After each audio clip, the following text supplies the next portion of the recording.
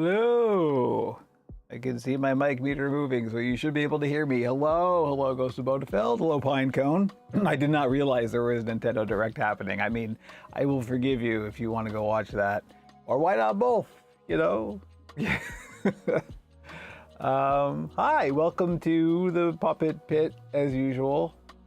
Yeah,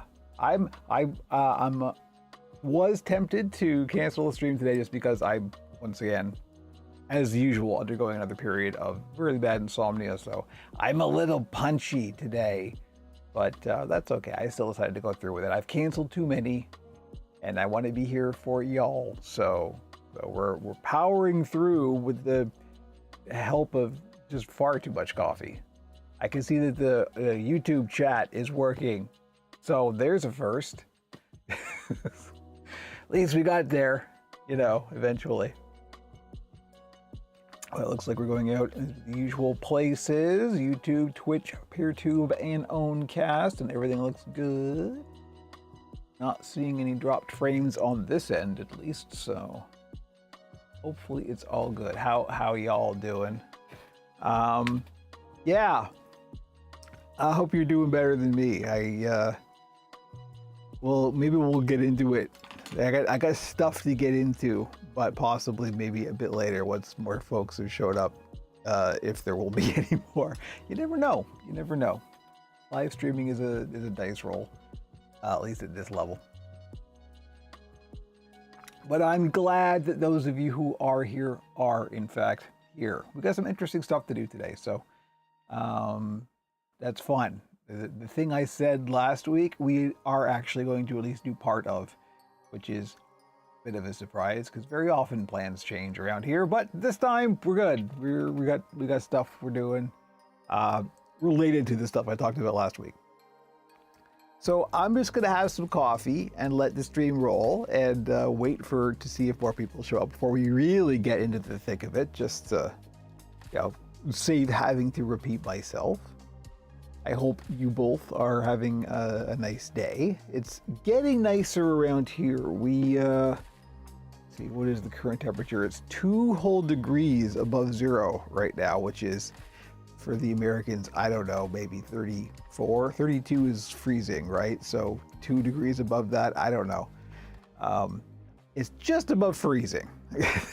So, but it should be going up to, like, it says 10, which is getting on the not frozen side of things. So I may actually go for a walk later because it's very, very bright and sunny. And it hasn't been lately. It's been quite gloomy out. So thanks to the latest round of insomnia, I haven't been getting to the gym or out exercising as much as I really should. So it might be a good opportunity to seize the moment above zero, right? You know. That's the best we could say, because it got nice for a while. We're talking about the weather. I don't know. What else are you talking about? It got nice for a while, and then suddenly, like, winter just came back. It's like, nah, we're not done yet. I mean, March, right? Which is nearly done. We're almost out.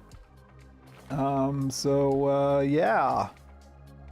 I had more dental work this week as well. So things have been around here, at least personally for me. It's just been like, there's been some challenges, as always, but who doesn't have challenges these days, right? And I got more next week. I may actually be having another root canal next week. We don't know yet. It's a lot. Dental stuff and me is a bad story, and I'm happy to report, not because of anything I'm doing. It's just because of the physical construction of my teeth. It's a complicated story, and we don't really need to talk about it here on the Puppet Building live stream because I'm just killing time. This is just me talking, killing time. We should probably just get on with things. If they don't show up, they don't show up. It's there. They're losing out. Let me grab a lozenge here so I can keep talking. So yeah, the thing I found out just like a couple hours ago, posted about this on the Operation Puppet Discord, hashtag join the Discord, is in January, in response to a certain wheezy little weeds increasing MAGA hatness, aka Mark Zuckerberg, I decided to shut down the Operation Puppet Facebook page and delete my personal account. Half of that happened. They did, in fact, get rid of my personal account, but they did not delete the Operation Puppet Facebook page, which was explicitly specified to do. Not done. So it's been sitting there as a zombie for like since January, with no input from me at all, and because I haven't even checked on it. Like I just went nope, walking away. And so, because my personal account is gone, and that was what was used, it was the only thing that was ever connected to it, and that was what was used to create the page and manage the page. There's no way to log in. There's nothing to log into. It's just a disconnected page sitting there that has no account connected to it. So I can't do anything, and now we've got like MAGA hat types building up in the comments, which is lovely. I wish I could just nuke it, but it's not available to me. So I'm going to have to try and initiate some kind of process with Meta to get this thing nuked and prove that I am in fact the owner of it. Yeah, Meta sucks. If you don't have to be on any of their platforms, please, for your own sanity, try not to be, because they're evil and bad. Anyway, there's today's moral lecture about what internet platforms you should or should not be on, which is totally my area of expertise. Anyway, so yeah, don't go to the Operation Puppet Facebook page is the lesson. It's bad. Don't go there. I'm not managing it anymore. I can't manage it anymore. I don't know what it is now. It's bad, and I'm trying to get it dealt with and do something about it and just make it be gone. The Operation Puppet Instagram account is still existing in mine, so that's the only way I can think that I might have an in to be able to like get this thing connected up to something, but it's Meta. Like the odds of me actually being able to get to a human that I can help deal with this thing is very, very slim. There's like 6 people who work at Meta now, and they're all MAGA hats. So, you know, who cares, right? Yep, corporate social networks, you know my spiel. There's a reason that of the 4 platforms we're currently streaming to, 2 of them are servers I own, right? There's a reason for that. But anyway, there's this morning's rant. We are, in fact, recording the podcast tomorrow, in theory, in person. We'll see about that. But I'll get into it more as the situation develops. The other side of it is, now that I'm thinking of internet stuff, is I'm changing around some things with my email, because I have several domains, and there's like how email works has been a bit janky. Not janky, but like just separated, and I want to sort of try and unify everything. So I'm changing around hosts, I'm changing around some stuff in the back end. So email from operationpuppet.com. So like if you're logging in to your customer account or whatever, trying to do a password recovery or signing up for a new account, that kind of thing, you may not be getting emails from operationpuppet.com. Don't worry, everything is still there, and everything will eventually be working. It's all just DNS resolution stuff. The site, because I had to switch some DNS stuff around, the site itself may be inaccessible at times over the next 24 to 48 hours. We'll see. DNS is a very strange animal in that it takes a long time to propagate worldwide. And so what DNS server, like, depends on where you are, what DNS servers you're connecting to, it may or may not resolve correctly, or may go to the wrong place, may go to the old place rather than the new place. It's still all under my control. It's just a bit weird. It will be until all that stuff gets resolved. A work in progress that I will be continuing to work on after the build stream. But speaking of the build stream, we should probably talk about what we're doing today. We're just going to carry on. It's only been 10 minutes. We're still early in the stream here. I'm still gonna have some more coffee. This is, I think there may be another cup left in the full pot. So I've been up since 4. Hi, how you doing, everybody? Not for any reason, just couldn't sleep anymore. Anxiety, you say? Me? You're kidding. So yeah, the thing I mentioned last week that we are going to be getting into is a somewhat naughty issue with eyebrow mechs. And I know this is an oft-requested topic, so this is your moment to shine, everybody who wanted to learn about eyebrow mechs, because we have talked about it before. But I've got a slightly new thing I'm going to try out. I'm in the process of trying it out. We're going to try out some of it here on the stream. So let me see, maybe I'll go to, let's go to this camera. Let's go to the handheld. This isn't going to be the best camera to use because there's no autofocus, but we'll see what we can do. Start out like that. How's that? There we go. Okay, so y'all have seen this before, probably. This is my standard animal style eyebrow mech.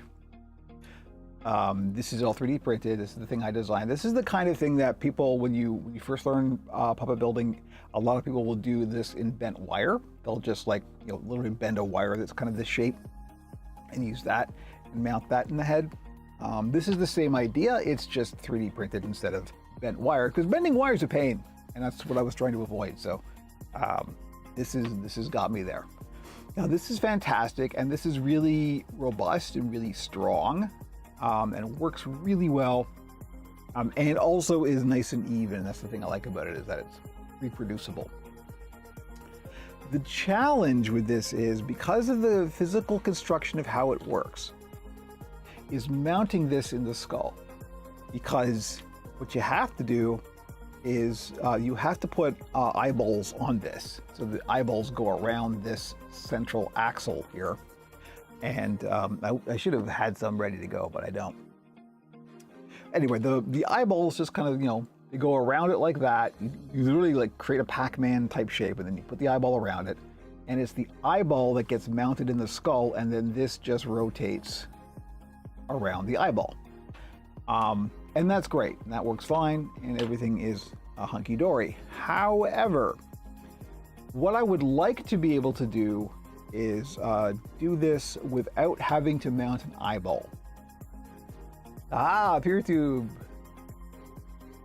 Abnormal human being. It could be my connection here, I think, with people watching PeerTube check, but PeerTube stream seems to lag frequently right now, buffering. Oh gosh. We had power outage yesterday, and possibly the server is a bit janky and weird.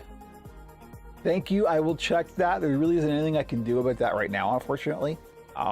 Maybe go watch Unknowncast, because that, I guess, is okay. You tell me, Ghost of Bodefeld, but I'll double check, because everything had to be restarted. JR24, nice to see you. Yes, happy more or less springtime. We're getting there. We're getting there. We did talk about the weather just before you showed up, but yes, it is getting more spring-like. We're not quite all the way there yet.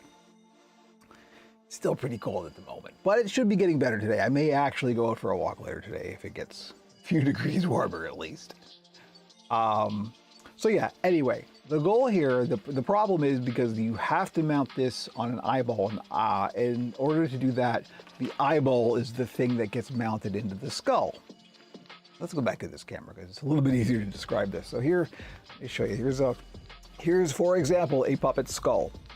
And the way these work is you put the eyeball on and then make holes in the skull, mount the eyeballs on there, and this just kind of floats freely.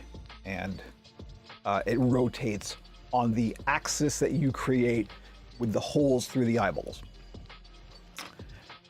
But that works great on fur, because fur, you've got a lot of sort of leeway with precision. And so to make, to skin this, to put the skin on this, either this way or this way, if you're turning it or not, it really doesn't matter. Where you get to put the holes, matters quite a lot. And you have to get those sort of lined up right. Otherwise, there's going to be like gaps and you'll see it and it'll look nasty. I worked out a method whereby I make a small hole. I'm able to sort of sandwich it around the eyeball and then tuck it under and then finish gluing it up. And it looks pretty good. The problem with that method is that's not going to work for fleece. So if I ever wanted to do an eyebrow mech on fleece, which I've never done, that would be a real challenge because then you need precision. You need to make the holes in exactly the right place.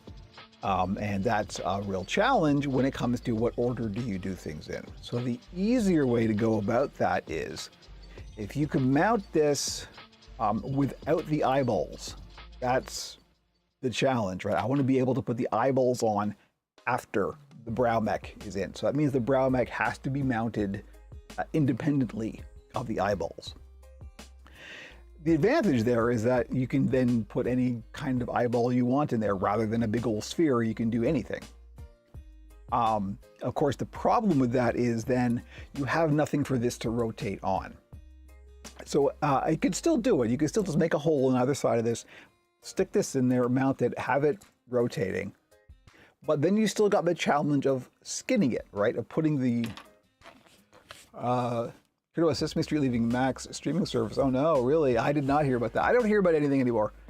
If you're not on corporate social media, you don't hear about anything, and honestly, it's kind of okay with me. But yeah, that's a shame. Oh wait, they got canceled or something, right? They got, yeah, their funding got cut or something. Something like that. I thought there was an effort to try and save them, but clearly, you know, possibly not enough. We will see. Hopefully somebody picks them up. Because talk about doing good work in times that we really need it. Anyway. So the thing I wanted to do was to be able to mount the rod in here without having the eyebrows on it. So then I could make just like 2 little holes in the fleece. I could even skin it before I put the eyebrows on and just make the holes after the skin is on it, and they'd be very precise and very tidy, because that's the point. You want to need it to be very, very clean and tidy and not have a big gap or whatever. But that's a challenge because this is a single piece, right? This is literally how it comes off the 3D printer. This is a single unit, and the same thing if you were doing bent wire. So that led me to thinking about, well, okay, what I need to do is I want to separate this into 2 pieces, right? So that I can mount the axle in the skull independently and have this be a separate thing. And then after the skin goes on, I can just like stick the eyebrows on it, and this will then just operate like this. So that's kind of where we are now. So we go to this camera. So here's the original one. And this is the one I'm currently experimenting with. And this is the experiment we're going to do today. This is going to be a Greebly or a Neef. Neither. This is going to be an Ogre. And you will see that in a moment. I'm actually working on 2 Ogres at the same time here. So here's where we are now. Now I know they look very similar other than the fact that this is a unibrow. This ends up being a unibrow anyway. There's so little space between there that it just is. But this new one here actually comes apart. And this was the challenge, to try and make it in 2 pieces that you can put together and it's still very strong and robust and will kind of hold its position. That was the challenge. I could do anything. I could just, you know, put a rod in the head and then glue something to it, but it's not going to be strong. It's going to get out of alignment. And it's certainly not something that I could sell to the general public. This, I think we're pretty close to having something that'll work. Now, it's tough to see. Let me try this. The top cam at least has an autofocus, so I might be able to show this a bit better. We've got a little sort of peg. It's a wedge shape if the autofocus will cooperate, more or less. There we go. And then that sits in a little socket. Come on, you can do it. So these go together, kind of like a snap together model kit, right? You just kind of like this. And so all I have to do, sorry, I know it's way off camera. It's hard to keep this. There we are. All I have to do is mount the rod in the head, put a little drop of glue in either side, and then snap this down, and we've got it the same way we had it before, but we're able to mount it in two pieces, in two different stages, as it were. So that's the experiment for today. NECA Toys has Sesame Street toys. Vert and Ernie, I saw them in Oh yeah, I saw pictures of those, I guess on Blue Sky. They look real good. That's a good one. Yeah, they look real nice, and if I had room, I would get them, but I don't, so I won't. Or money, for that matter. So the other side of this is that in order to have this, so we've kind of solved the two-part piece, right? So now we can mount this rod in the skull separately, which is great. That's what we want.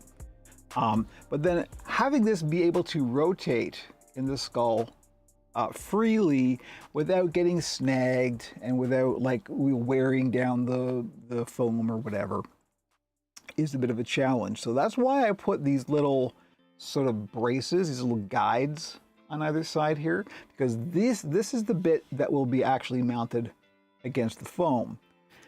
And then this is what I'm experimenting with. This is the new part that I haven't tried yet. What I've done is I've cut a little tiny piece of, this is PVC tubing. Let me show you the actual roll of it here. This you can get at pretty much any hardware store. It's just standard PVC tubing. It's very much like aquarium tubing, only it's a little bit stiffer, a little more plasticky. So I've just cut a little piece, and then I've cut a slit down it. I know it's really hard to see. But what I can do then is stick this, great difficulty, and basically just make a little jacket around the axle. I'm sure there's a technical word for this in like engine construction or like motors or whatever, but I don't know it. Anyway, so there we go. We've got a little plastic jacket, right? And it's this jacket that's going to get glued to the skull, not the rod itself. And so that will just allow this to turn freely in the skull. That's the theory. That's the theory. What the practice is to actually do this, to put the holes in the skull, and of course what we're going to have to do to get this mounted properly is we're going to have to make a hole where we want the bolts to come out, as it were, and then also a slit so we can stick this in, mount it, and then we're going to have to glue up the slit later. Which means we're going to have to barge, and I was hoping to avoid barging on this stream because it's still a little chilly out, but I don't know, we'll see. So the challenge, of course, is like, where do we put the holes? It's tough to judge that based on, let me show you what I'm looking at here. So kind of based on the width of the rod, which again, I can now have this system, we can make this any size, so we can change the size of it to be different widths. But this is the one I got, so this is the one we're going to use. So I guess the way to go about this, since we do have a center line, we can just pick what the kind of lateral position is going to be, and then make a small slit and sort of stick it in, and then keep going down until we get it seated properly. Find where that position is, and that's where we're going to glue in the rods. That seems to be a sensible way of going about it. Whether it is or not, we'll find out. But what that means is we're going to have to get a razor blade out here, because we're going to need that, or possibly an X-Acto knife. Might actually be better for this. You know what? An X-Acto knife would be better for this, just because it'll have a little more control because I have a handle. Let me grab an X-Acto knife here, and we will mark it. I don't really want to mark it because it'll show up if the fleece is too light colored, but maybe I can mark it in a light color. Let's see. I'm not sure. I think this one might end up being purple, so why don't I use a pinky purple? And that way, if it does show through, it won't be all that heinous.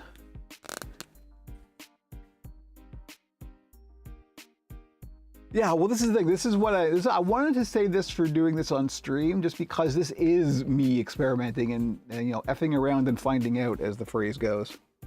This is the effing around part. I've got the not even a theory, because a theory is something that has evidence. I have the hypothesis of how this is going to work, and now we're doing the experiment to test the hypothesis, and that's science. So I'm going to say we're going to start here. We're going to make a line, I'm just eyeballing it, unintended, but we'll just make a little line right there. And we'll cut a slit there, and we'll see how far down the rod wants to go.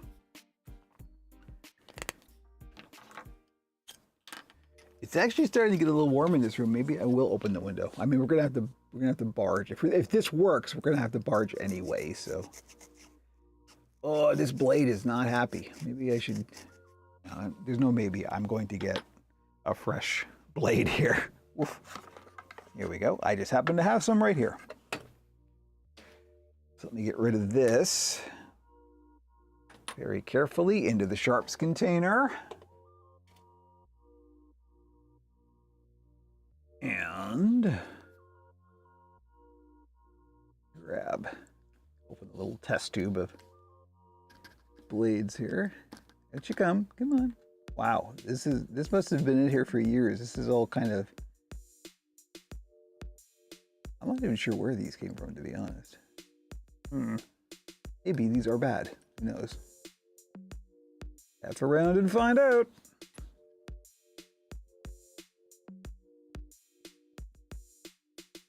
Okay.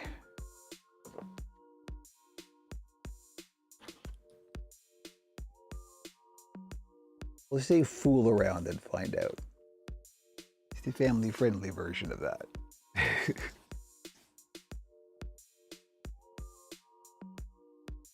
All right, so let's just make our, oh, these are fine. Make our little slit here. So there we go. We've got a little, just kind of a space for the rod to go. And we'll stick that in there and we'll see.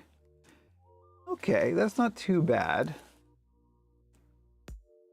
All right, and the idea is, so we want to go a little bit further. We want to put it so it's just these end bits here that are sticking out the end.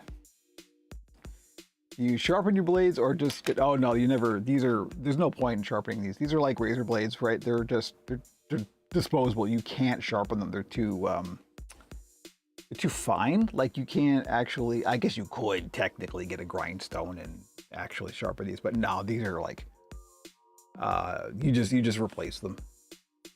The edge on them is so sharp that you can't really, with anything you got at home, you can't really get down to where it was before, so. All right, so we want to go a little bit further than that.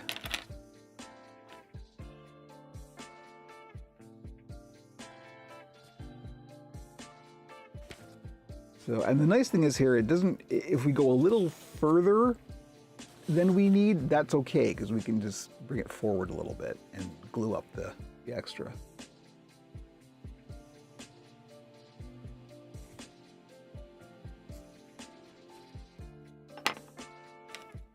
So let's see. How's that? So I think what I want to do, that's not too bad actually. Pretty good, and it's relatively even too. What I want to do is actually, once I've got the width right, I think I might want to glue this up and then burn with the hot wire actually burn the hole, because that will sort of seal it and make it like a nice, you know, finished kind of a thing. Although if I glue it up first, then I can't mount this thing. So never mind that. That would be a stupid idea. Don't do that. See, this is the working through process. But the good news is it looks like that the idea to do the jacket here is gonna work, because that I can glue in nice and solid, and then it will just rotate separately. That's the whole thing. We want this to be able to sit in there just like that, and also be able to turn and not wear away, you know, the foam or anything. Once the fleece is on here, that will also help, because it will just sort of create a little socket for it to be in. But I'm just trying to be extra cautious and give it what it needs. That actually looks pretty good. I think width-wise, that's not bad. And this is why it's good that I'm streaming this, because now I can go back for reference sake and go, oh, okay, that far down the skull is the correct amount of, you know, hole to put it in. Yeah, okay. So that means, boy, we're actually moving along quicker than I thought we would. 10:32, huh? I'm trying to stall. Let me think. It's not easy when you're sleep deprived. This is probably the worst possible time to be doing this, but nevertheless, here we are. The only thing that I'm concerned about is this jacket. I really should get like a larger gauge tube to make this little jacket out of, because this doesn't quite meet. And this should actually be a bit loose, and it's not. It's, you know, because it's actually too small, you can see the gap there. That's a concern, and I just wonder how much of a concern. Well, you know what? This is the prototype. It doesn't matter. If it doesn't work, then it doesn't work. This is why we do things, to learn lessons. So let me just cut another little piece here, the other side. This is the biggest tube I have, unfortunately, so I would have to get something special. It's just a little tiny piece that we need. Flying, right? There we go.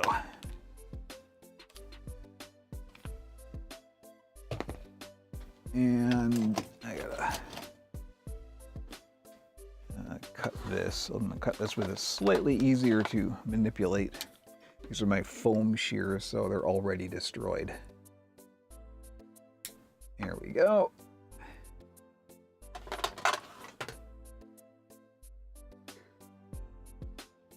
Yes, these are all from 3D printer. And very handy it is too. So what I do is I just kind of open it up, but I know it's hard to see. I don't think this will be any better, but yeah, it's just so small. It's just hard to get a good camera angle on. But all I want to do is just create a little socket that the rod can spin freely in.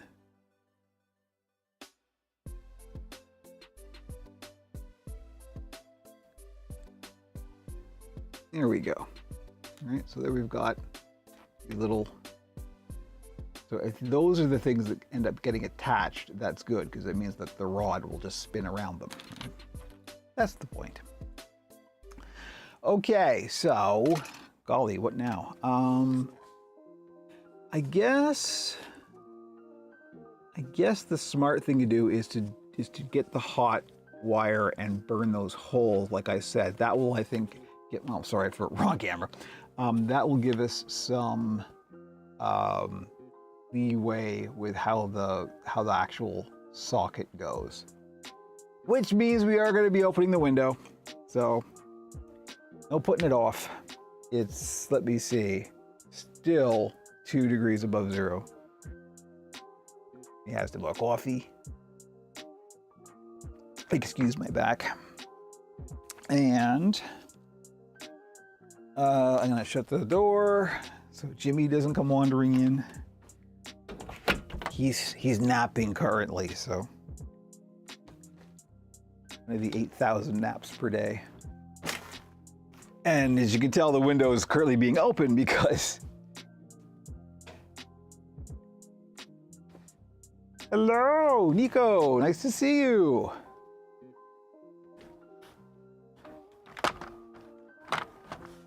I am in fact here, believe it or not. I know that I'm not on camera at the moment, but I'm just putting the fan in the window and turning it on because we're about to do things that require ventilation. Possible to 3D print the foam parts? No. I mean, I don't know of any filament that will be soft enough to do that. The softest filament that I'm aware of is TPU. I will print mouse plates in it occasionally, but I mean, nothing is going to be this squishy, right? And even if there were, it would probably take. You would have to slow the printer down so much to print this without it becoming distorted and blobbed up. It's really probably not worth, you know, the time to do that. I'm not aware of any filament that would be soft enough to 3D print the foam parts in. And even then they wouldn't be foam, right? I mean, the whole point of foam is that it's really a series of connected bubbles. I don't know how you would ever 3D print. 3D printing is exactly the opposite of that, right? It's a solid, you know, chunk of plastic that gets put down in layers, right? So, not a clue. I would suspect not, is the answer. All right, let me grab. Oh, we're gonna have to play with fire. All right. I don't know that there's enough fuel in the torch here. Once again, F around, find out. Fool around. I said fool around and find out. So, y'all have seen me do this before. This is a piece of copper-clad steel welding wire in the vice grips, keeping it away from the hand, making sure that it's being held tightly.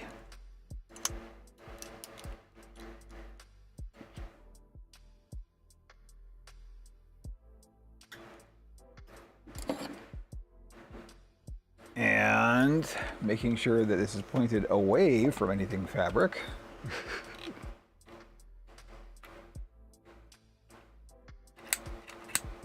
Oh boy, there's hardly any flame there. I think we're gonna have to fuel this up.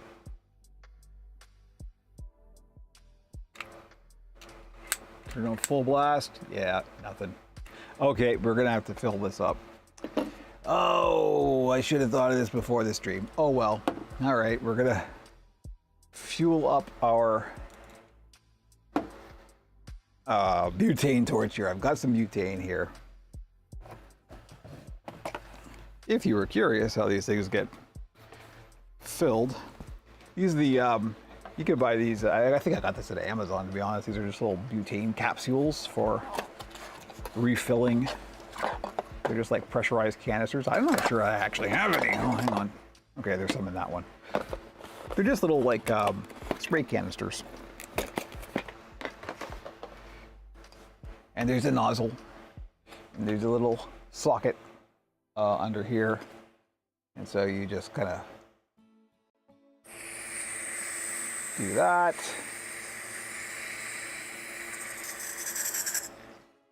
Till you can actually hear it filling up. We don't need a lot. And here's the problem, because this stuff it comes out liquid, right, because it's compressed, I just got a drop of butane on my hand. So it's very, very important to not create flame while you've got liquid butane floating around.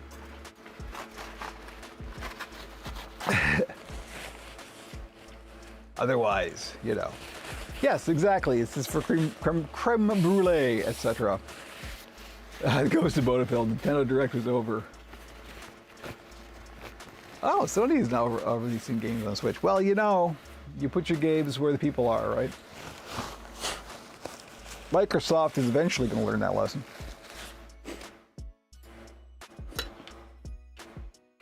Okay, Here we go. Hopefully nothing explodes. Boom. Good flame. I don't know if this is on camera. Not really. You probably can't see the flame anyway. I'm not going to look away from it to check.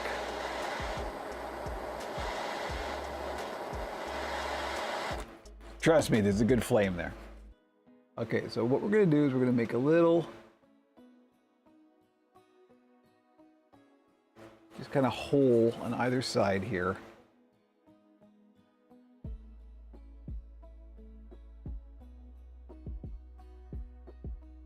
But, smoke. The reason we do it with this is because this is actually going to melt the foam a little bit and seal it up, kind of create like a cauterized, you know, space for it to go in. There we go. Okay. Now this is going to be very hot, so I'm going to sit this on the windowsill next to the fan to let it vent and to cool. And we will turn this off, lock it up, put it away, because it is dangerous. Fire hot. Fire indeed hot. Futurama quotes, that's what you're here for. Okay, there's my lozenges. I saw some of the flame. Good to know. Yeah, there was definitely fire.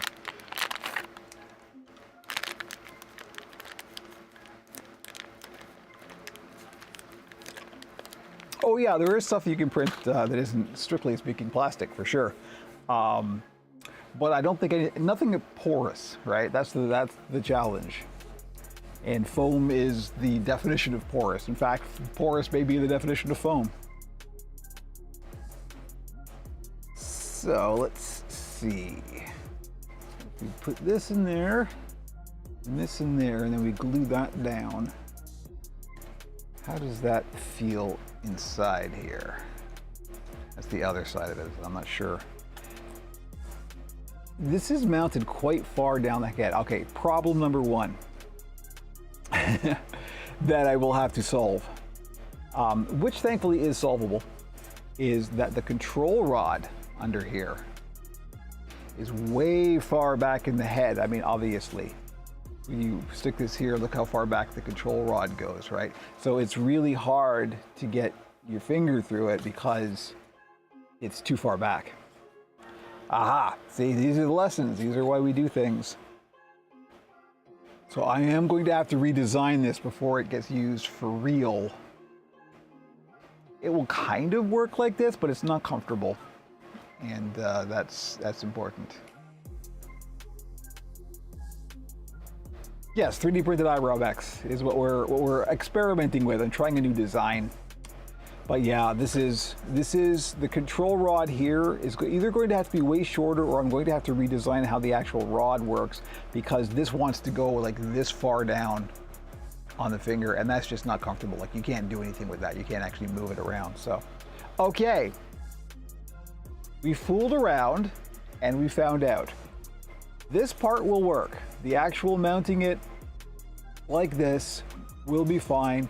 It's just, once it's in there, the actual depth of the control rod, which is not something I even thought about before. Now, of course, that can be adjusted, like a different model. Like, this has got a very shallow mouth plate here. If this mouth plate were wider, if this were, you know, just further towards the front of the head, that would be less of a problem. But it is. so there we go. Yeah, we're gonna have to figure out some kind of redesign of how the control rod works. Maybe not even a control rod at all, or just a very, very short one would work. Yeah, interesting. Either that, or to take this, I know it's hard to see. Let me put anything underneath it to see it better. Here, how about a pattern? Here we go. So what I'm thinking is keeping this part like this, but then actually having it come out kind of in a U shape right here, and that means we can move this rod further forward. and still have the pivot. Of course, that may bump into the front of the skull, which we don't want either. So it's all a matter of shortening this rod is the real goal. I'm just concerned that we can't shorten it enough and that we're gonna have to push it further forward. But that's why 3D printers are great, because we can just try it, see if it works. If it doesn't, do something else, right? So there we go. There's the experiment done, and you have now witnessed part of my process of trying out something new. And this is, I mean, the goal is to be done this by next week. So we will see. You can use extra foam for the eyelids. So in terms of the eyelids, what I was going to do, was planning on doing. Oh, see here again. Here's another side of it. To put this on now, this is going to hit the skull. These aren't deep enough. These would have to be like, the length would have to go further. So maybe I can make these adjustable even. Yeah. So either this has to come further forward in the skull, and therefore the rod has to be shorter. There's a bunch of different things we can iterate on here. Like, I can literally, just making the rod shorter would actually solve the control rod being too far back issue, because that means we can mount it further forward in the head. And that also means that this would work. You know what, this is what I should have done to start. This is where we should have started, is putting it on as if it were fully mounted like that, so that it were spinning freely in the head, right? That's where I should have started. Okay, anyway, now we know. It's technically not too late. I could still do that, but I'd rather do a bit of a redesign on this. I think we can get there with this. It just needs a little bit more TLC, a little bit of a redesign. And the good part is this is still usable. This, I can just glue this up and this can still be used for a puppet, no problem. So. Yeah, but anyway, sorry, what I was going to say was, for the eyelids, what I was going to do, what I usually do, is just use fleece. And this is actually how, like, animal is done, for example. The fleece will get glued onto the back like this, and then all the way around, and you make sure that the stretch is going front to back, so when the eye closes, the fleece just stretches along the lateral axis, or the vertical axis. Yeah, okay, yeah, some redesigning is what's needed here. But that's good, now we know. Okay, so, now that we've got that out of the way, I'm gonna take another coffee break. So anyway, yeah, that's basically how I come up with stuff. I just start making stuff and messing around and seeing if it works. If it does, great. If it doesn't, then I iterate. So next week we'll see what the iteration of this is going to be. I will save at least one. I might go further and finish it, but I'll make another one to show you what's inside of it once it's done. So yeah. Anyway, the other thing we got to do is finish this other ogre here. I can actually go to the wide cam here and show you. We got this other. This is the ogre that's nearly done. So we're gonna have to finish up. We're gonna put, you know, eyes, nose, ears, whatever, hair, whatever we're gonna do with this. So hair is gonna be interesting. I got some ideas for what we're gonna do with the hair for this blue critter here. And that's the next thing. Because the goal is to have this done by today. Whether we do that or not remains to be seen. But the thing about the hair is now when I do ogres, I'm going to put this down over here just to get out of the way. The ogre model that I usually do is based on the design of Alice the Goon from the old Popeye cartoons. Very much inspired by Alice the Goon. Love Alice's design. Very mildly disturbing, like most things I do. But one of the things that Alice the Goon has is a top knot, and I always liked the idea of the top knot. And I've done similar things with feathers and stuff like that before.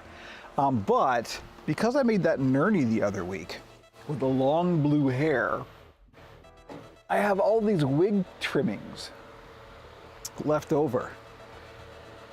And so I've got a whole bunch of long blue hair, just pieces, right? They're all attached to, these are wefts. They're all just attached to this netting. And so making an actual, like, good looking long hair top knot is on the table now. Because all I can have to do is take some of these wefts and kind of roll them from the bottom,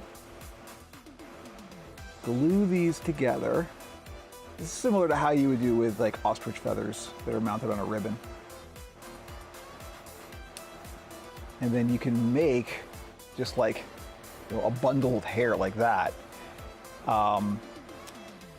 Now the thing about that is, once this is all together, it's still going to look kind of yucky on the bottom because you'll still see the netting and stuff like that. So I'll need to figure out, like, put some fur around it, or something like a ribbon or something around here to kind of hide the netting around the bottom.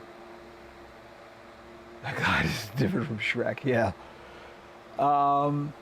So this is what I want to play with at the moment. I think we're going to start with the hair, because this is where things get interesting with this one. So I think it's a good place to start, is actually just doing the kind of roll with the wefts. Now, the question is, do I start with a single row like this? Or here's one that's like, I've got 3 rows all together. And if I were to roll that up, we would get some extra length out of it. But would that look good on the bottom? I think we'd be starting the netting further up, which is a problem. So we'd basically have more to hide, right? So I don't know, because I don't know if you can see that on camera. I can see the netting under there. That's not very nice. Is Alice Lagoon in the public domain like Popeye? I'm not sure.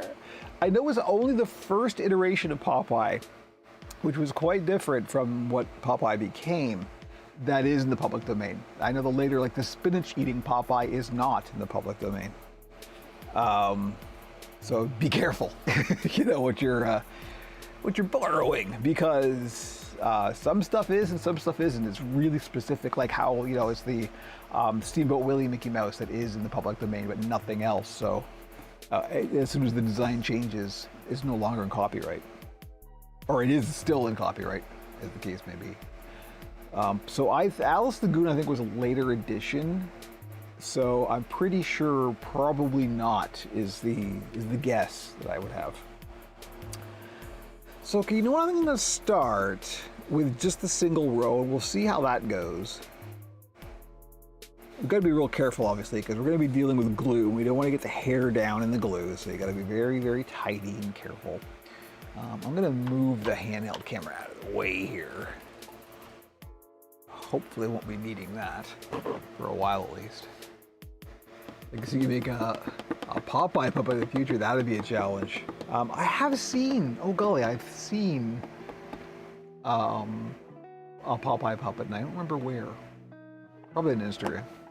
It's a really bad Popeye horror movie, oh no. Yeah, well, you know, that's the first thing in here everybody does. It's like, ooh, can we make this, you know, shocking or whatever? And it's like, come on. Edgelords, get over yourself. You're not as edgy as you think you are. Edgy also is boring. The only person you're shocking is your mom. Badooch. Okay, so I got the hot glue gun here. And I'm gonna do this the same way I do with, like, when I'm rolling up the feathers that are mounted on the ribbon. It's going to be careful because you can easily burn your fingers with the hot glue, but we're going to go slow and slow and careful. I'm experienced with this, he says, as he burns himself, no doubt. I just do a little bit at a time, so I put a little bit of glue down, let it cool for a second, and we start rolling it up. We want to hold it there for a second. We want this to be controlled all the way down. That's the whole thing. I've seen a Popeye puppet in a Glove and Boots skit. Somebody remembers Glove and Boots. Good on you. They were great. I really wish. They're not around anymore, are they? They just kind of stopped at some point.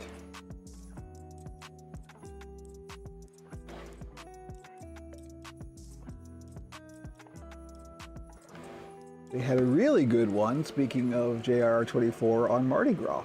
It's one of the last ones I remember them putting out.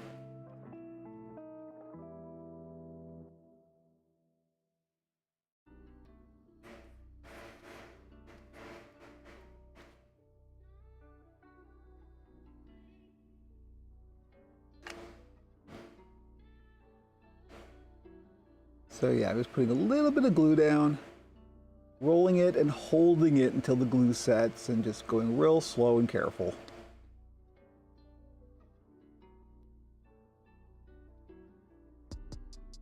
Be sure to keep the hair out of the glue.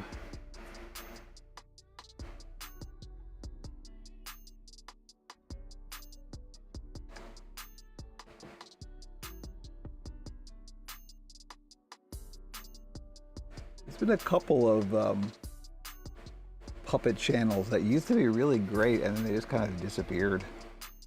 But it doesn't happen to me. It'll probably happen to me.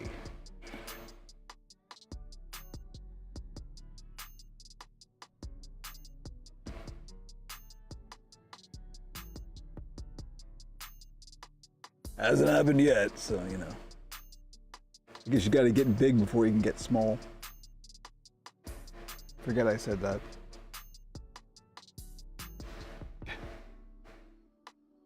It stopped on YouTube at the end of 2019. Yeah, I started around the beginning of 2018, right? So we got this little tiny overlap. And that's how I became aware of them, was I finally started looking for puppet stuff on YouTube, and it just kind of showed up.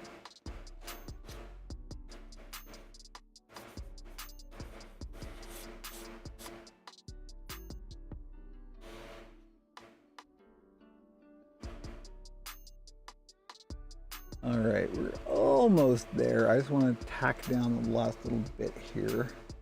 I know it's hard to see because of the camera. There's not much I can do with that. Having the close-up cam would be completely useless for this. So this isn't bad. This is pretty good. I'm not sure if I want more. I might want more.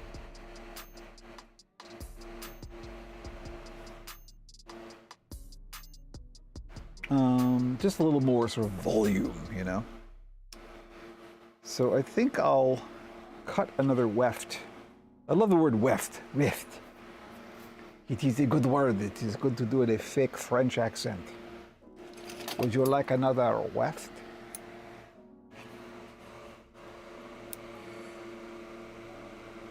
I will cut another weft here. I'm gonna be real careful to not cut the hair, only cut the netting.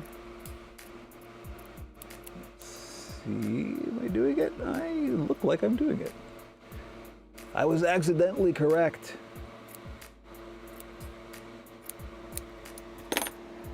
Okay, there we go. We're gonna do this a weft at a time, just like Mother used to do. Kevin's punchy.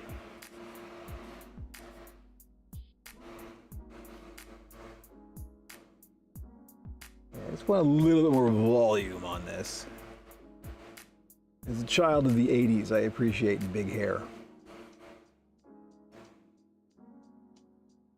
I'm not a child of the 80s, I'm a child of the 70s, good heavens. Teenager of the 80s. I appreciate big hair even more.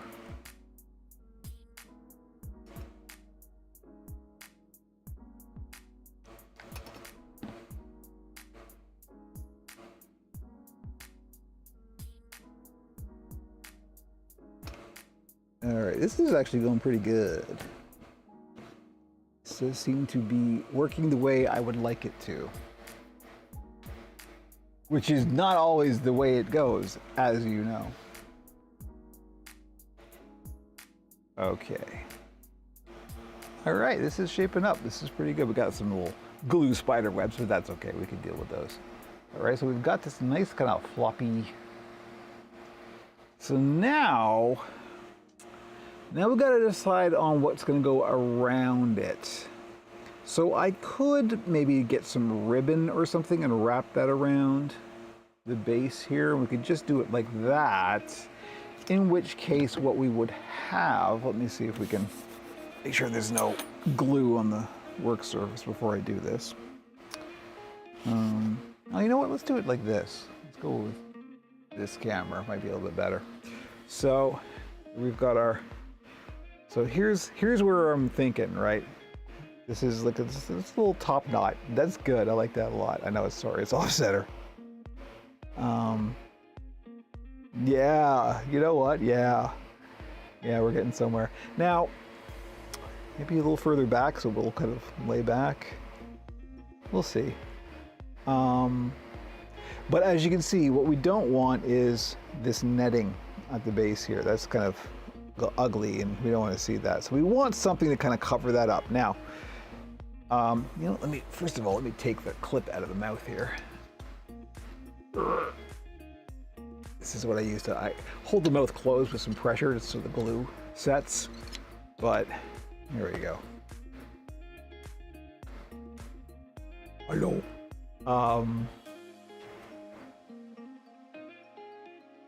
Yeah, actually, I think further back, because then it will kind of fall towards the back, right? But you can still like kind of push the head forward and do stuff with it. Lots of secondary motion, as Jim would say. Yeah, we want some hair to go around it, I think, or some fur to go around it. So let me see what I've got in the blue fur department, because it should be dark. It doesn't have to match this, but it has to not clash with it too much. It has to blend a little bit nicer than the bright blue fur of the body. Because here's the bright blue fur of the body, right? I don't know, maybe. Let's see. What if we were to put some of this around the base? Huh, that's actually not too bad. Let me see. I'm sure, well, I'm not sure. It's probable that I have some darker blue fur. Excuse me for standing up and not being on the camera. Oh, okay, here's some darker blue. I mean, this stuff is really, really, it's almost like an icy blue. Right? This stuff is darker. Having a spectrum is good, it turns out. What else we got? That's more of the same. I know I've got some darker blue around somewhere. One moment, let me check my other scrap bag. How many scrap bags do I have, you ask? A lot, I reply. Here we go. Here we go. That's some dark blue fur. There's nothing that's quite right, but this has more color than this camera is showing. Let me see if we can get a slightly more, more accurate. Is that better? It's a little better. This is very Cookie Monster. This has got this is like a nice Cookie Monster-y blue. So you can see this is, we can get it in focus. There's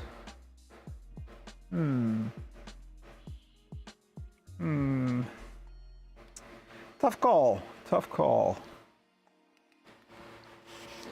So if we were to put some of this on the top, just a little tiny bit, kind of around the top knot, right?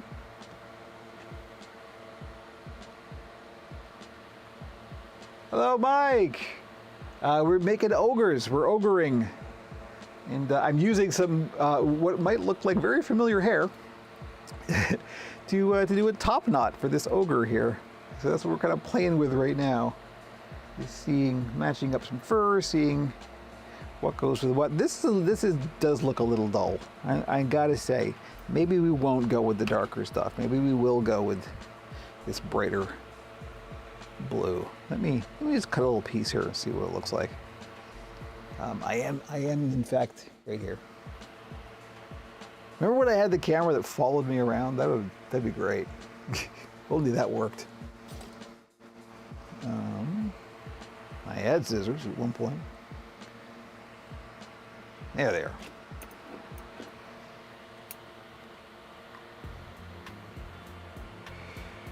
And what you did miss, Mike, was we were experimenting with a new style of eyebrow mech.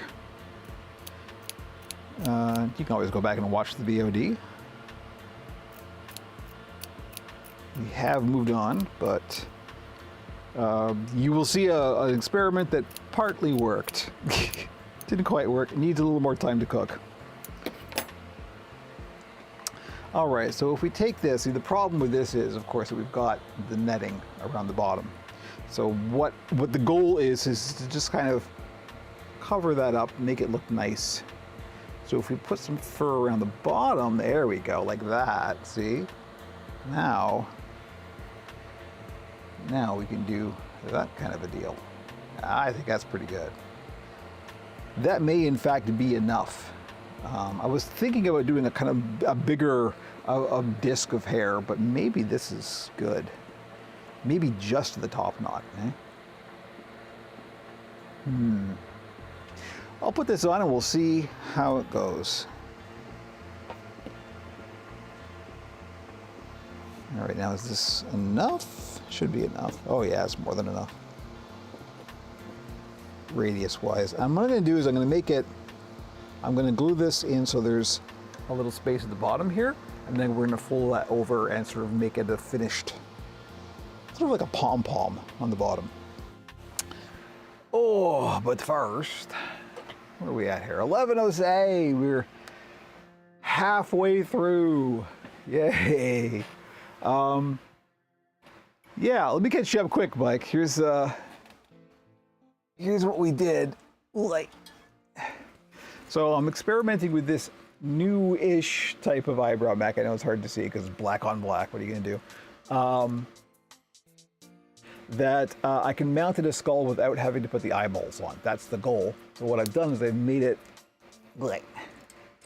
in two pieces. So this can be mounted in the skull. The rod can be mounted in the skull separately. And the idea is that I can put this against fleece as well as fur.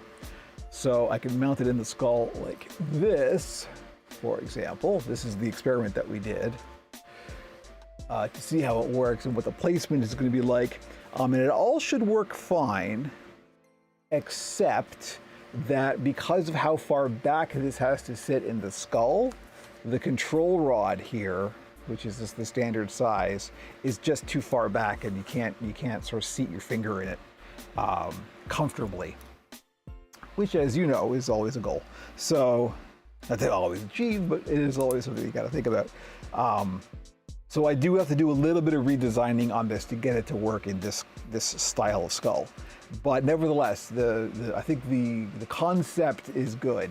It's just in practice, this needs a couple of more iterations before it's ready for prime time.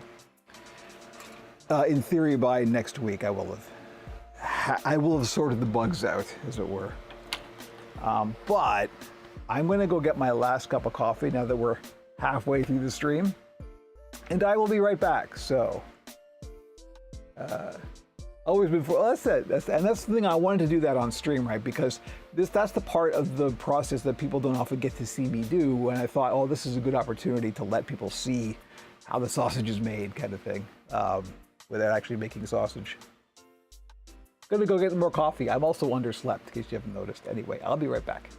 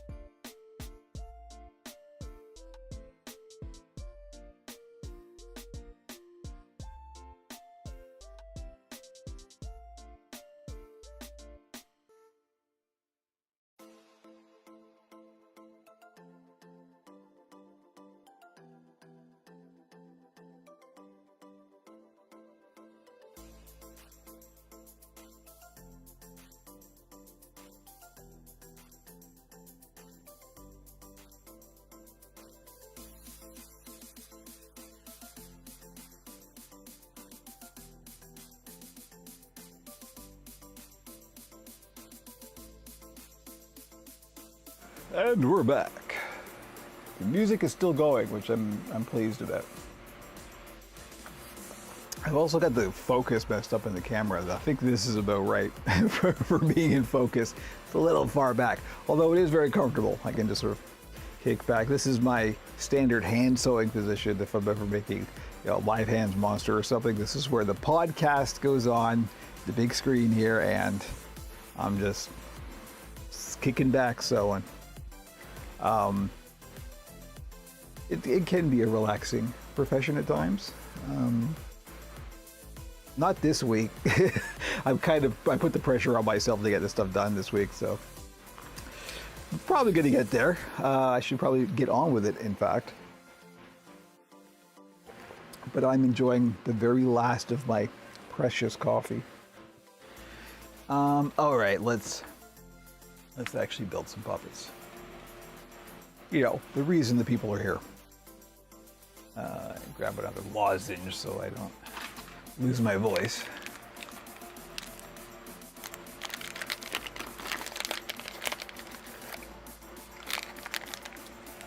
Okay.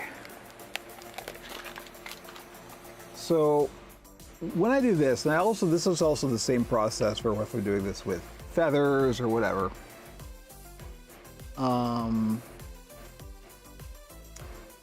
I'll make it too long. This is clearly too long to go around, but I'll just go around until it wants to close, and then I'll trim it and then close it, just to make it a nice kind of, there's no guessing or measuring required.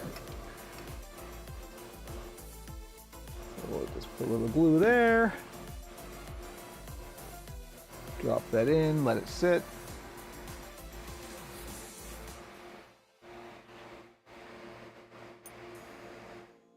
Curl it round.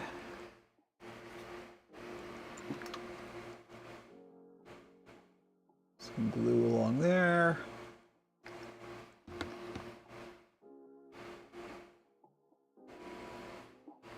Curl it round, let it sit. I say when you're working with hot glue, there's a lot of just like holding it until the glue sets.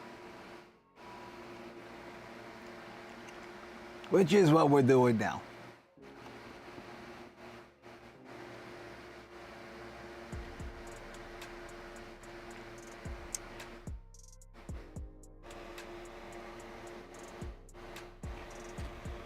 And trim it off right there.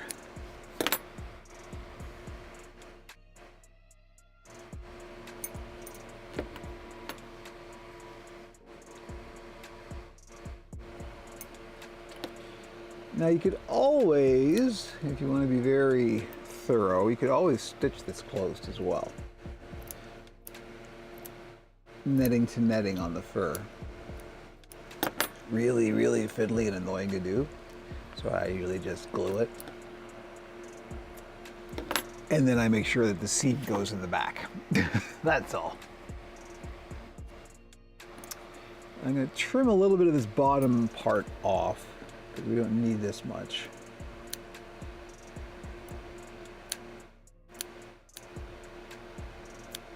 This much is too much. I've still got the window open and the fan going. I think we may actually end up getting the barge out at some point here.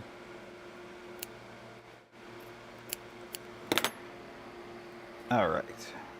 Here you go. One eyebrow ready to go. So now what I'm going to do, now that we've got this bit at the bottom, I'm actually going to glue this together and fold it up so it's kind of like a little pom-pom. And it just creates a little finished surface so everything looks tidy.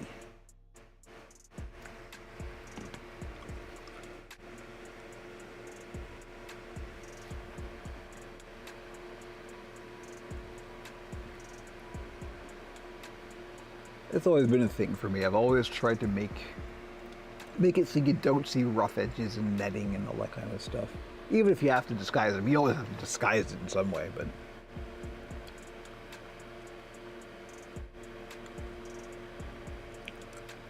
nothing irks me more than visible netting.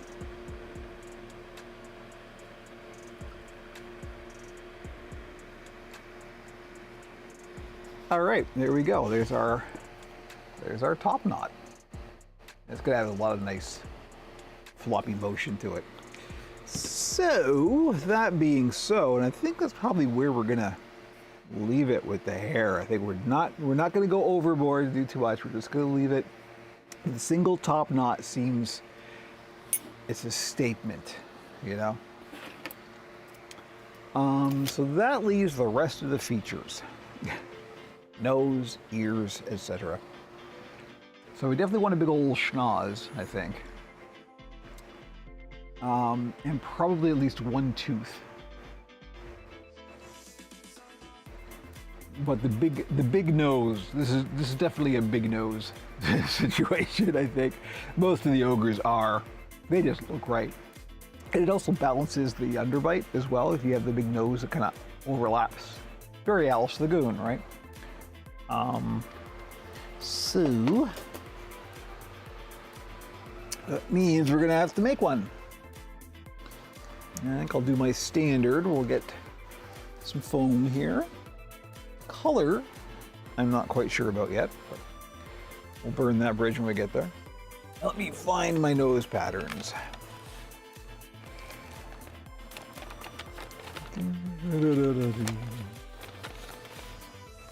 Goblin, bodies, comma, various. Goblin, gator, / dragon, wrought iron monster, Krampus, another goblin. How do I have 3 goblin patterns? Oh. Kermit, ha ha ha, yeah, that's not coming out. Newt, other Kermit, Squug, Live Hands, Conehead variants. The Oracle, ha ha ha. Just going through my patterns here. Where on earth are my various noses? I do have one. It's just, oh, here we go.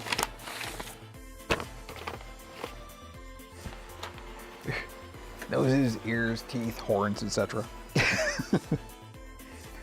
You know. As you do. So in here should be, in theory, some of my noses. And I think the one I want is the one I usually do. Oh, you know, we're going to need these as well. We need some ears. I think I like these. This is the big old sausage nose. This is a Bert style kind of nose. That's a Krampus tongue. The big long. Blah. These are eye bags. What happened to my big old teardrop nose?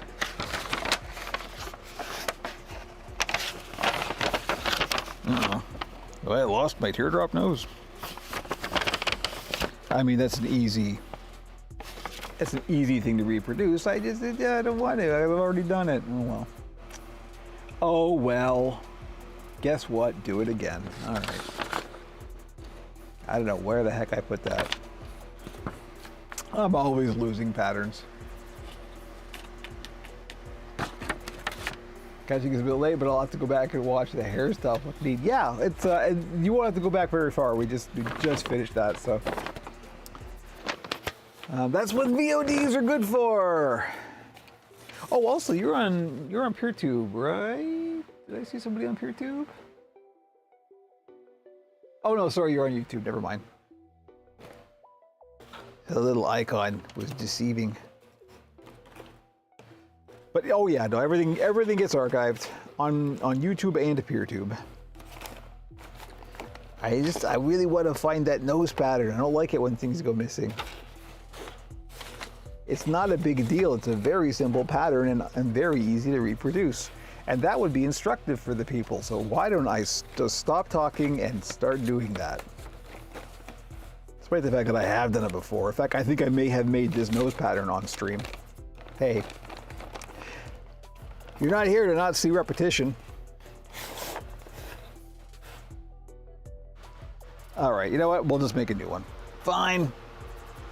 Okay, so the goal is a big old teardrop shaped nose.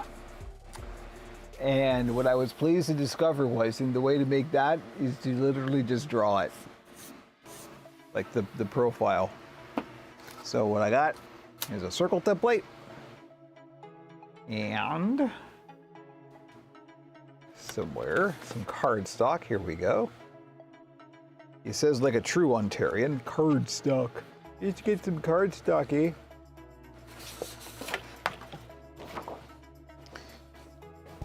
Cardstock. There's an A in that word. And first thing I do is make a center line, just because it's always a good idea to be centered. Playing I've got your nose with actual noses. You're not wrong. Okay, we are squared. And there's our center line. So, we want this to be a big ol' nose. So we're going to go with the biggest circle. This is, what is this? 2 1/4 inch circle.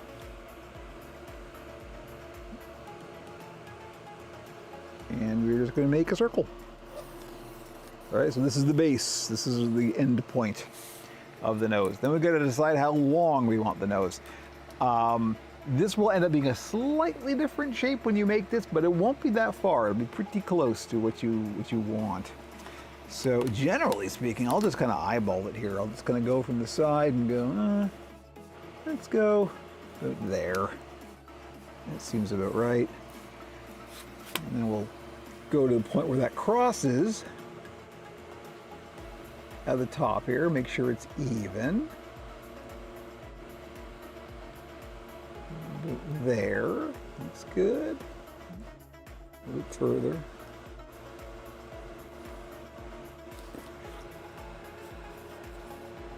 And we're going to round off the end as well, just because when you're making this in foam, you're going to have 2 pieces of 1/2 inch thick foam, so you're not going to get the sharp point like that. So there's no point in making one. Let me grab my junk scissors here. We'll cut this out. And literally, that's it. That's how easy it is.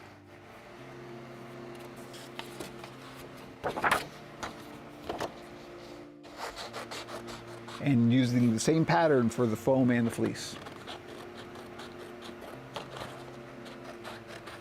You will see. All will be revealed. If we have time. 11:24. Well, we'll probably have time. We'll have time for the foam at least. Fleece, maybe not so much. I could at least make the fleece. Okay. So there we go. Just make a teardrop shape, just like close to how you want the thing to look when you're done.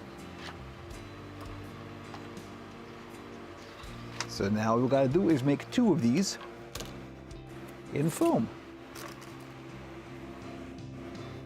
Let me get some foam. We got our newly made pattern.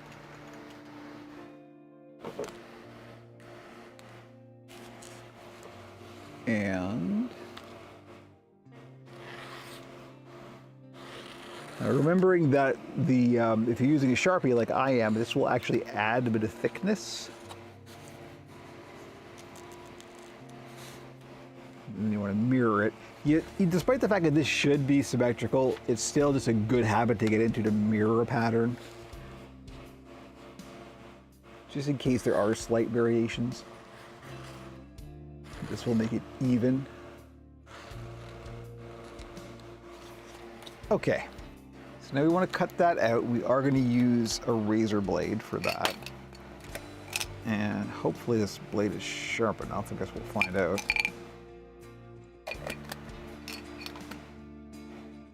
How sharp are you, blade?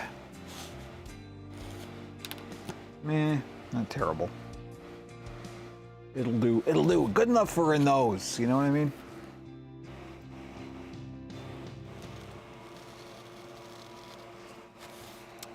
You want to make sure you're holding the blade perpendicular to the surface of the table, so you don't want it at some kind of a weird angle. Oh, that's struggling to get through the foam. Maybe this is not sharp enough. It's funny how resistant foam can be. You'd think it would just melt away from a razor blade, but not really.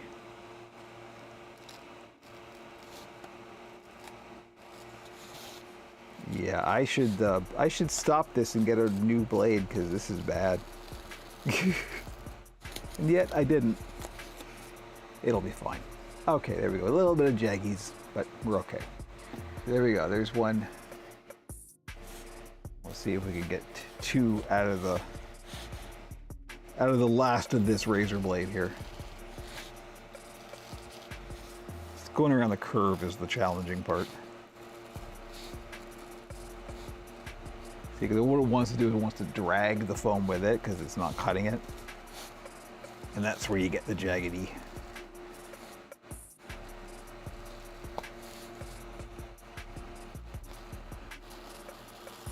This isn't super duper important to worry about precision too much, so because we're going to be covering this in fleece, it'll be fine. There we go. Okay, I'm just going to put this right in the sharps container because this is dunzo. Chokmuju, nice to see you. Hello, been a while. Hope you're keeping well. Okay, so now that we've got our two teardrop shapes, we're just gonna barge these together all the way around. So we are in fact getting the danger honey out. And this is like, I'm down to the dregs of this. This is, hopefully I'll be able to open it. Let's hit it with a hair dryer just to make sure.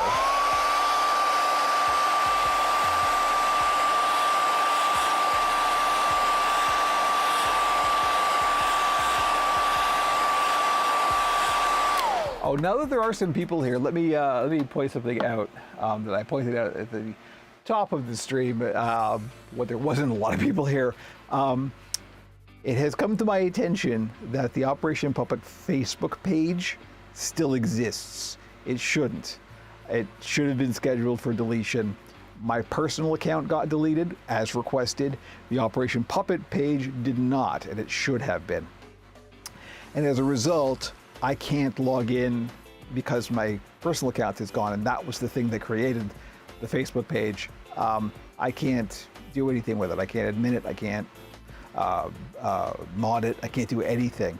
And I just want it to be gone. So at the moment it isn't, and there are some nasty comments that I have witnessed and nevertheless cannot moderate. So please don't go to the Operation Puppet Facebook page. It is a zombie that is not under my control anymore. It's not under anybody's control at the moment.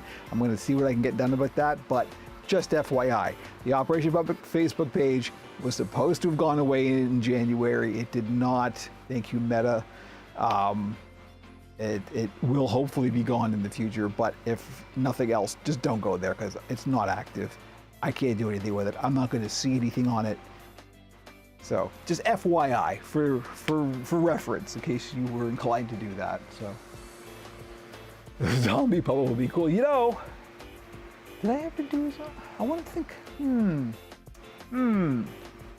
I have a vague memory of doing a zombie puppet. I can't remember if I did or not though. Yeah, that's how long. That's both how long I've been doing this and how old I am, because I literally cannot remember all of the puppets I've made. I mean, it's literally hundreds at this point. All right, rings go off to my chagrin. Look at all that chagrin. And we get the gloves going.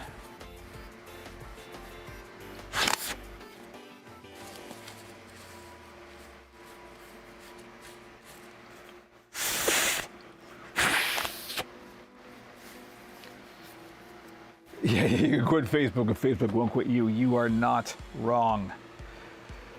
All right, and of course, the mask comes out. Hopefully the mic will hold out. The mic is going to get weird for a second here. I'm going to put the gloves on first. More puppet for the puppet gods, you know?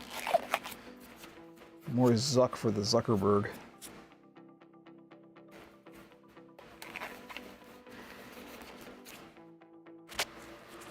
Okay. Here we go. Now the mic may get really loud for a second. Cover your ears.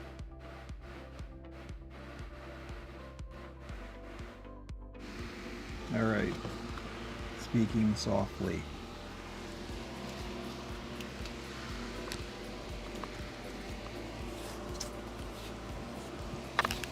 Okay. Oh, I'm sorry that did get kind of loud. I can see it on the meter. You got a bit hot. You got a little hot. Okay. Now that we're here, now we can start gluing the noses together.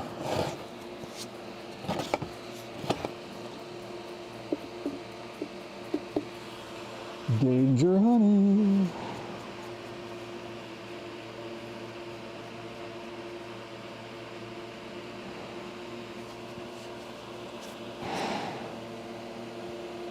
Hope the noise suppression is working good, yeah. Well, the problem is because during that brief time, there's a mic that I'm wearing and a mic on the mask, right?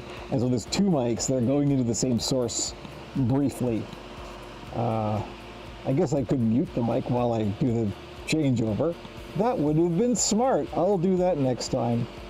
Sorry, everybody's ears and speakers.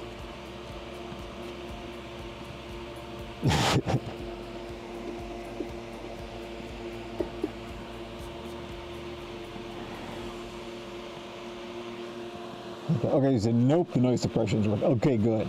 I'm glad.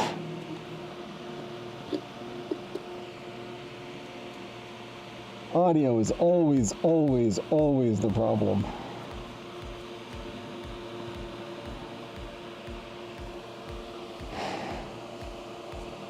We learn as we go. You know, you are not wrong.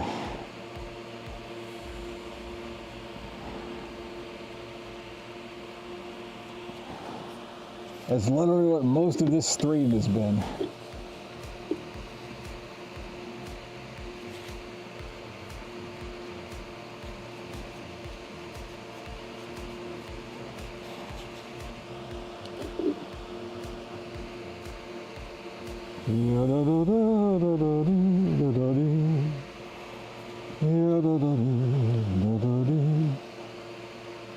It's the gluing song.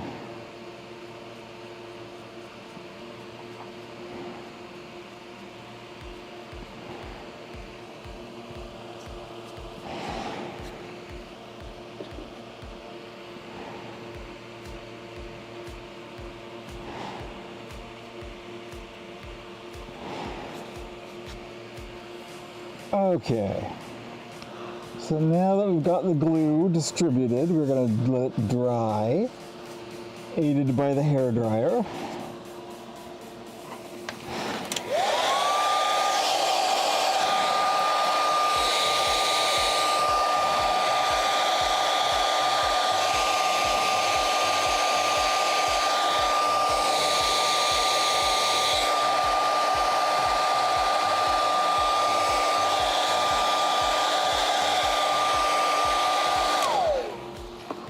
It's going to be, and is largely already, an ogre. We're just working on the features for the ogre.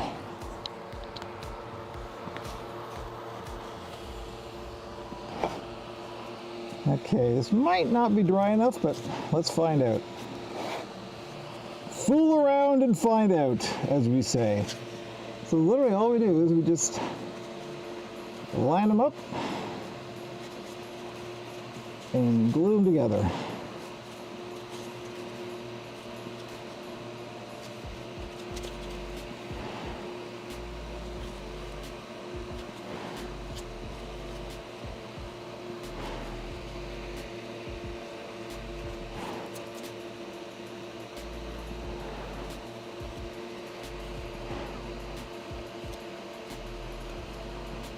It's still not quite as dry as I'd like it. Let me hit it with a hairdryer a bit more.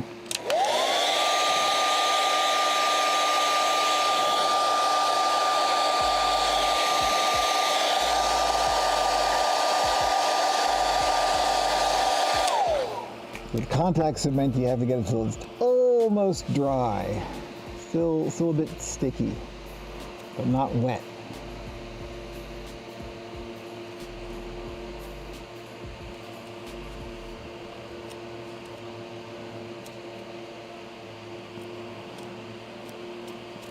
All right, there we are. Hopefully this is demonstrating how easy this really is. Like, something like as simple as this, you really don't have to agonize over.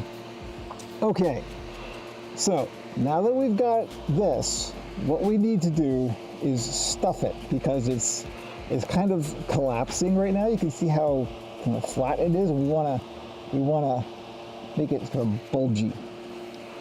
The best way to do that is to just stuff it with something. I usually use fiberfill, which is like teddy bear stuffing. I got a big old bag of it down here. Now you can see it's pretty close to what we just drew, except for when you look at it in profile, it's narrow. We are going to flesh this out a little bit, but because of that, it's going to be a little bit smaller than the thing you drew. So that's the thing. Draw it bigger than the thing you want to end up with. So the easiest way to stuff it now is to make another hole. And for some reason, it works better if you glue it shut first and then make a separate hole. I don't know why. Physics. But I'm just going to take an X-Acto knife and make a little hole in the back here. Not too big, just enough to sort of get in.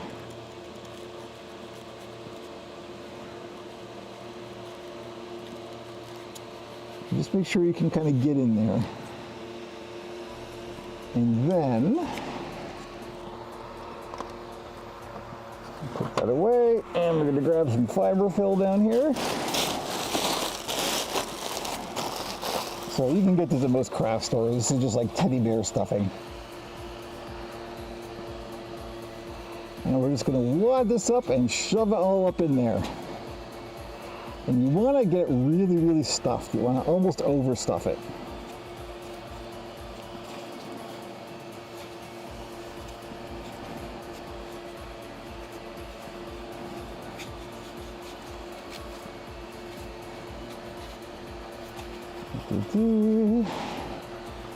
But this will just fill it out, flesh out the shape.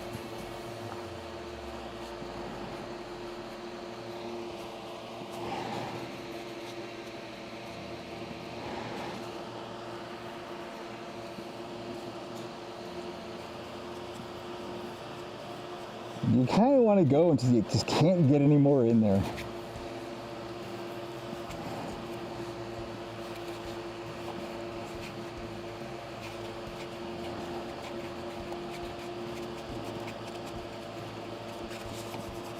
Once in a while, kind of mush it around to get it distributed.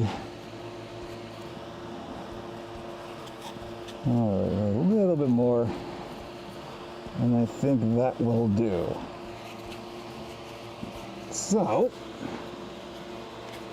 now that we're at this point, all we're going to do is we're going to barge this up and then close the incision, and we're ready to carry on.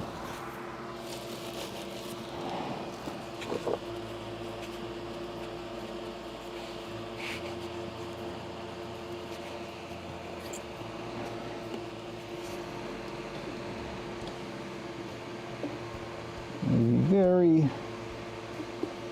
gentle with your use of glue. Don't put too much. It's very easy to put too much.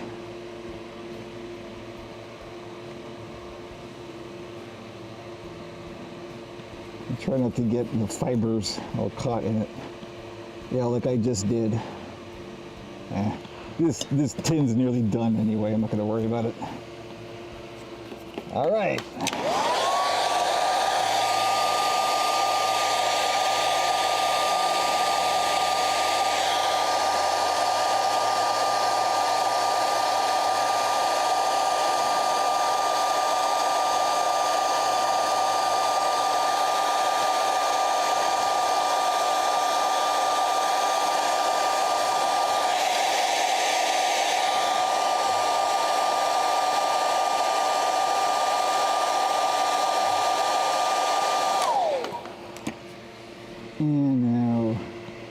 and close.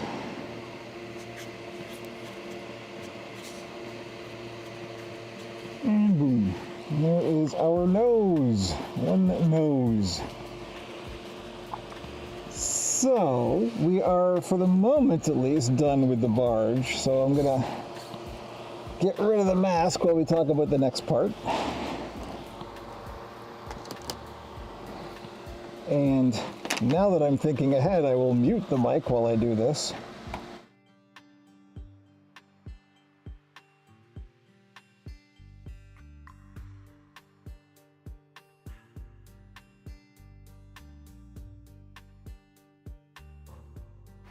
Much better. Okay, so now we need to cover it in fabric. We've got our nose, one nose, ready to go. Ready for skin. So now the question is, what color are we going to do this? Everything else on this puppet is blue. So when I do a nose, I usually like to do it in a complementary and or contrasting color. And generally speaking, for a feature like a nose, you want to do it in a darker color.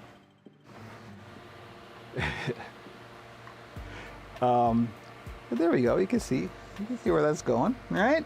Yeah, see? How's that, huh? So yeah, I think purple might be a good call, and I just so happen to have quite a lot of purple fleece. So let's have a look at this. Oh, is this?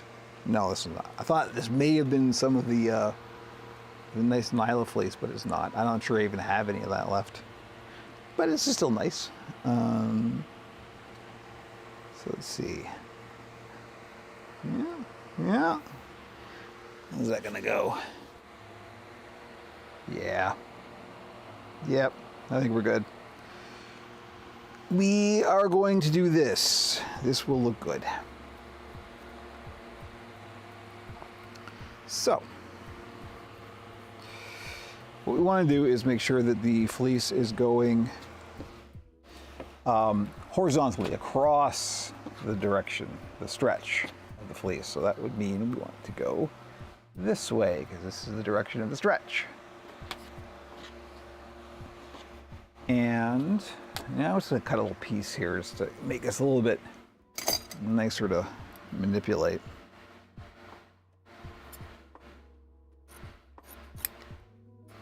Is this big enough? Is this tall enough? No.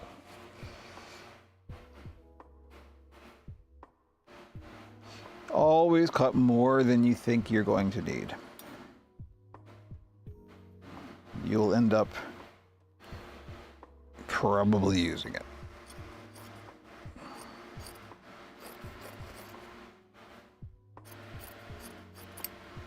Okay, let's see what we got here.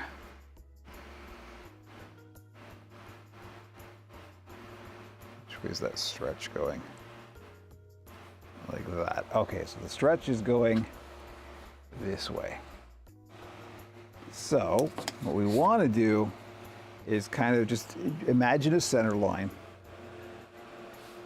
And I know you can't see this on the camera, but I mean, this is for any type of fleece that has a stretch, which is, I think, all the types of fleece. You will actually see, like on the netting on the back, you will actually see the stripes of where it's sort of woven in. Just make it vertical. Make the stripes go vertical. That means the stretch is going horizontal. And just follow that line down the center. And we're going to grab some kind of a marking implement, possibly a marker. Will this show up? I don't think this will show up. Actually, not too bad. And what I'm going to do is I'm going to draw around a pattern, but I'm going to make it a bit bigger than the pattern itself. You could make another pattern to do this, but I just go like I don't know, a 1/4 inch. I know you probably can't.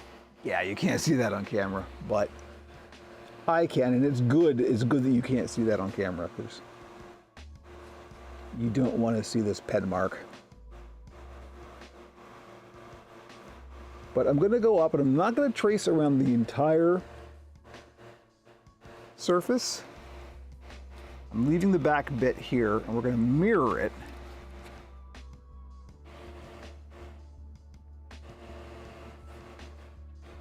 And then do the same thing on this side.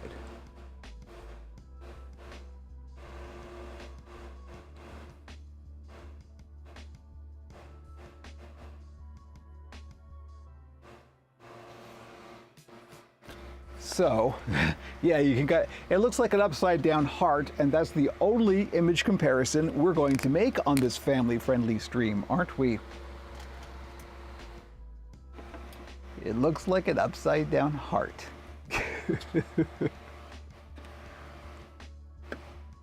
And we will cut that out. Please, cut it out.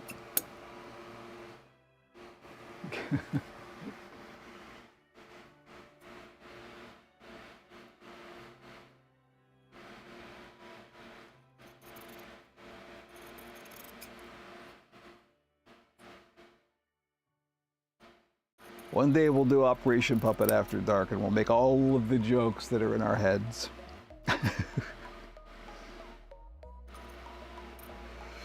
But the reason we do it like this is because we're trying to minimize the amount of seams that we get.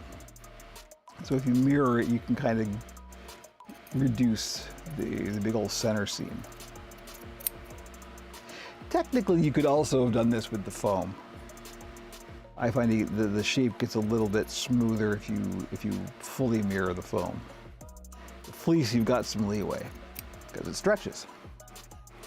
All right, so here we go. There's our heart. We'll just put the bottom part at the top. Yeah, sound good?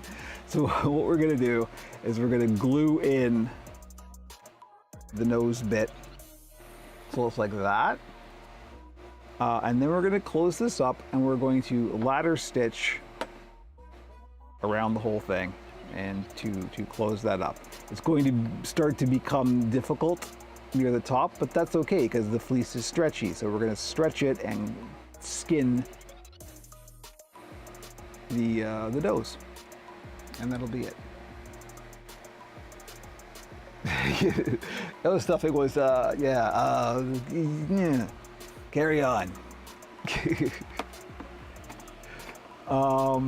Now, in order to glue this in, I mean, we could get the barge out again, but then I would have to put the mask on again. Oh, that thing is such a pain in the butt. The other thing we could do, we don't really need to glue it. We just need it to hold in place.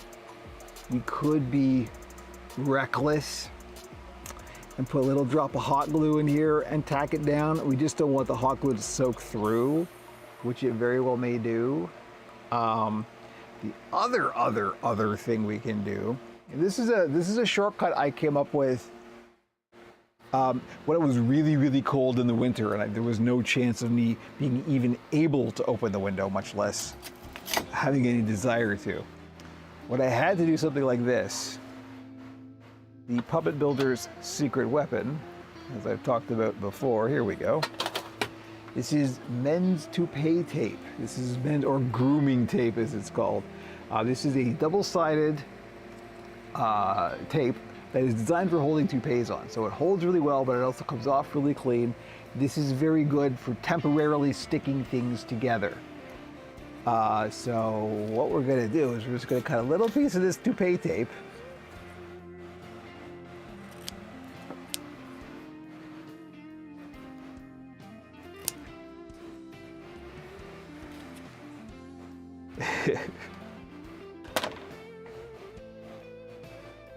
And we're just going to stick this on here. We just need to hold the foam in place while we sew. That's the only goal here. So we're just going to put this down. This is all to avoid having to get the barge out again. You put this there, take the backing off. Hopefully it will cooperate. Come on. You're supposed to be for like rich, vain guys who drive expensive cars and try to pretend like they're not going bald. Okay, there we go. And now we will put our foam right there. Press that down. And now we've got it all nice and attached, and now we can just comfortably start stitching it closed along the center line. So where you start and stop the stitch is kind of important with this sort of thing. I usually start it at the front. This is going to be the front, because obviously since we don't have a seam here, it's going to look nicer. We will have a seam in the back, so you want to put the least amount of seam forward. For a ladder stitch, it's usually tidier to start than it is to finish. You'll probably see an external stitch on the finish. And we are going to finish it up here at the very tip, which is going to be up in the brow area, so that may be covered over with eyebrows or something, but it's going to be less obvious than if we were to finish it right here in the middle of like the front of the nose, right? So that's what we're going to do. We're going to start it here. And we're going to ladder stitch it, which means we are stitching from the outside. Truthfully speaking, at this point, you don't necessarily have to start it with a ladder stitch. You could do it like this and do some other kind of stitch, like a whip stitch or even a baseball stitch. Which if you're confident in your stitching, that may end up being even tidier. And then once you kind of get it around the curve, flip it around and wrap it around. That's another way you could go. I usually just ladder stitch it. It's usually fine. Sometimes you'll get a little bit of a divot or something, but it's handmade. What do you want? It's not supposed to look perfect. 11:53. We're almost ready to end. Let me just grab some purple thread here. Let's see. There's some purple thread. This is purple on purple. It's not too bad. It's pretty well hidden. Actually, I want to go a little bit darker. Let me see if I have darker.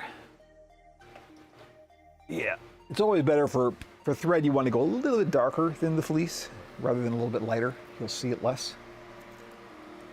Oh yeah, that's perfect. Okay. So anyway, I'm going to start doing this, and that's it. Now it's all hand sewing. So I think, give me one sec here just to make sure.